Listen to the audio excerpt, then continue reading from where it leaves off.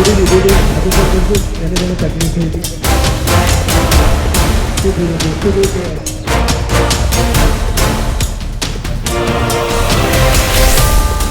વહેલી સવારે 5 વાગે એક એલાર્મ વાગે કે જ્યાં દુનિયા પોતાના સપનાઓમાં ખોવાયેલી હોય છે.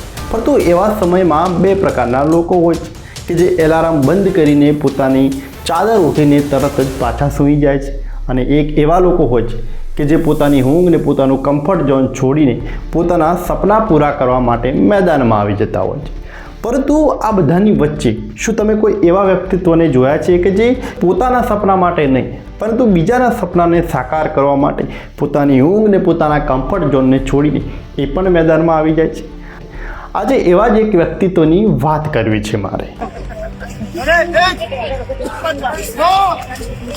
ડીસા તાલુકાના ઢુવા ગામના વતની રસિકજી પોપટજી ઠાકોર કે જે આજે કેટલાય વિદ્યાર્થીઓના માર્ગદર્શક બન્યા છે. રસિકજીએ પોતાનો સમય કેટલાય વિદ્યાર્થીઓ માટે આજે અર્પણ કરી દીધો છે.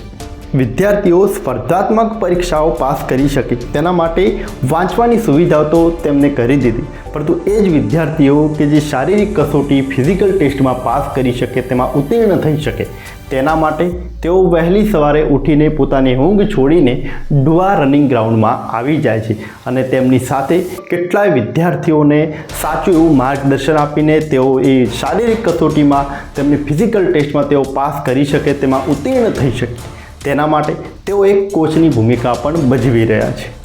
પરંતુ આટલું તટસ્થ મનોબળ કઈ રીતે? તટસ્થ મનોબળ તો હોય જ નહીં જો તમે આર્મી બેકગ્રાઉન્ડ સાથે જોડાયેલા હોય. રસિકજી પણ પોતે આર્મીમાં ફરજ બજાવતા હતા અને આર્મીમાં તેઓ રિટાયર્ડ બાદ ઘરે બેસીને આરામની જિંદગી જીવવાના રસ્તાને સાઈડમાં મૂકીને તેમને એક રસ્તો અપનાવ્યો કે જે કેટલાય વિદ્યાર્થીઓ માટે માર્ગદર્શક બનવાનો રસ્તો હતો. આજે તેઓ કેટલાય વિદ્યાર્થીઓ માટે એક પ્રેરણારૂપ બનીને વિદ્યાર્થીઓના સપનાને સાકાર કરવા માટે તેમનું એક મોટું યોગદાન રહ્યું છે.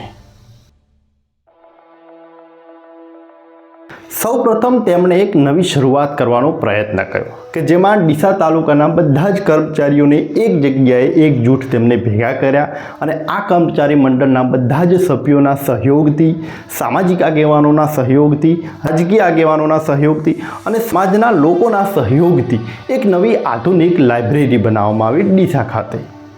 આ લાઇબ્રેરી માત્ર કોઈ લાઇબ્રેરી ન હતી, પરંતુ કેટલાય વિદ્યાર્થીઓ માટે નોકરી મેળવવાનું એક મોટું માધ્યમ બની ગયું. પરંતુ મારે તમારી આગળ આ વાત રજૂ જ કેમ કરવી પડે છે?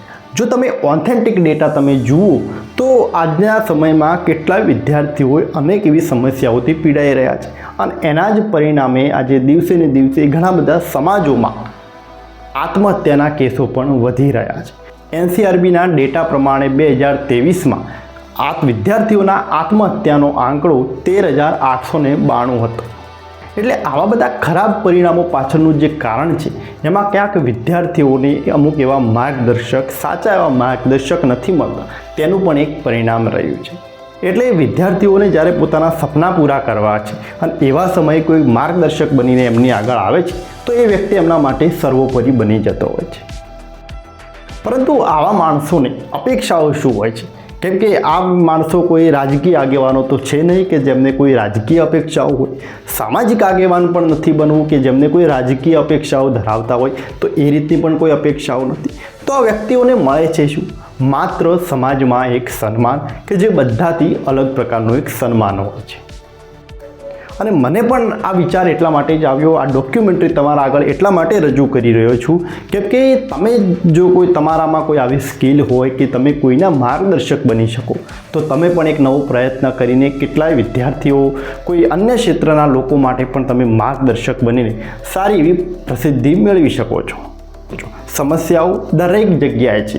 પોતાના સમાજના આગેવાનો કે જે પોતાના સમાજને એવું કહે છે કે અમે વિકાસથી વંચિત છીએ, એ સમાજના લોકો અલગ એવી સમસ્યાઓથી પીડાઈ રહ્યા છે, અલગ અલગ ક્ષેત્રો રહ્યા છે. માત્ર શિક્ષણના ક્ષેત્રની વાત નથી, ઘણા બધા એવા ક્ષેત્રો છે કે જ્યાં યોગ્ય માર્ગદર્શકની જરૂર છે, કે પછી ધંધા રોજગારનું હોય, લગ્ન જીવનનું હોય, સામાજિક જીવન ધોરણનું હોય, અલગ અલગ એવા ક્ષેત્રો છે કે જ્યાં જો તમારામાં સ્કિલ હોય, તમારામાં જો આવડત હોય તો એવા અલગ અલગ મુદ્દાઓને તમે પકડીને એના ઉપર કામ કરીને એ લોકોના તમે માર્ગદર્શક પ્રેરણારૂપ બની શકો છો. આજે કેટલાય સમાજો તમે જુઓ તો મોટાભાગે અંધશ્રદ્ધાઓમાં પણ ડૂબેલા છે, તો અંધશ્રદ્ધા જેવા મુદ્દા ઉપર તમે કામ કરીને એના પ્રેરણારૂપ બની શકો છો. કદાચ તમારે ક્યાંક ટીકાઓનો સામનો તો ચોક્કસ કરવો પડે, પરંતુ કેટલાય લોકોના આશીર્વાદ તમારા આગળ આવીને ઊભા રહેશે કે જે તમને કદાચ માન સન્માન પણ ન આપી શકે, પણ તમારા અંદર એક નવી ઉર્જા તે ઉત્પન્ન કરશે.